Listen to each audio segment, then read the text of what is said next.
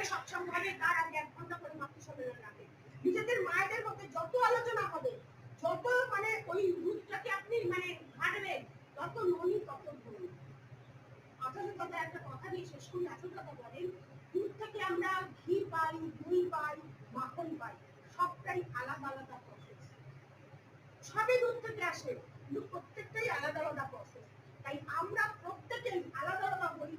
আমরা আমাদের মতন করে ঠাকুরকে জানবো, ঠাকুরকে চিনবো, আমরা ঠাকুরের মাতৃ সম্মান এইভাবে করে এগিয়ে যাবো। আমার মঙ্গল হোক, সবার জয় জয় জয় জয়। আরুন ধনী দাও, ধনী কথা বলবো না, ধনীটা দিয়ে দিই। হ্যাঁ বলুন বলুন, কিছু বলুন। হ্যাঁ বাকি আছে। খুব ভালো লাগছে। হ্যাঁ সবাই চলছে বাড়ি আছে।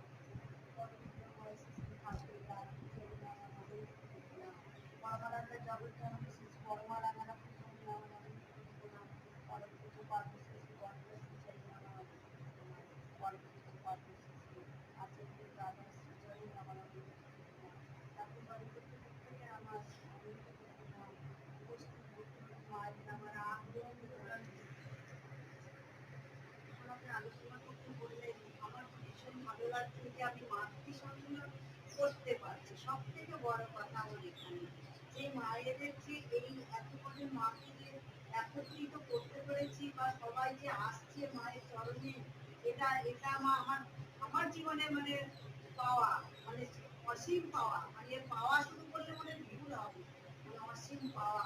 যে মায়েরা ঘুমাচ্ছিল আজকে, আমি মিতার বলাতে যে দিদিমা বলছিলেন, আমি তো আরো খুশি হয়েছি, মানে আমার ভিতরে কেউ তাকিয়েছে কি জানি না, আমি কন্টিনিউ হাসছিলাম যে মা একটা লাইন বলতে পারছিল না, কয়েকদিন ঘুরে ঘুরে দাঁড় করিয়েছি, আজকে কত অসাধারণ বললো।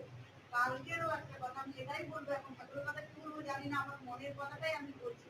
কালকেরও প্রার্থনা এত সুন্দর করেছে, আমি কালকে শেষেও বলছিলাম যে লাইন ঠিক ছিল প্রার্থনা করার সময়, আমাদের আগে আগে চলে যেত, নাহলে আমাদের অনেক পেছনে চলে যেত। কালকেও প্রার্থনা এত সুন্দর করলো নিজামা, এই যে ইমপ্রুভ হচ্ছে যে মাতৃ সম্মেলনের, যেটা আমার মন মা সুন্দর করে বুঝিয়ে দিয়েছে যে আমাদের জড়তার কথাগুলো, যেই যে জড়তা হচ্ছিল, তার জন্য আমি আবার একটা কথা বলি, না বলবো এই ঠাকুর কিন্তু না পছন্দ করে না, এক লাইন বলবো, দুটো ওয়ার্ড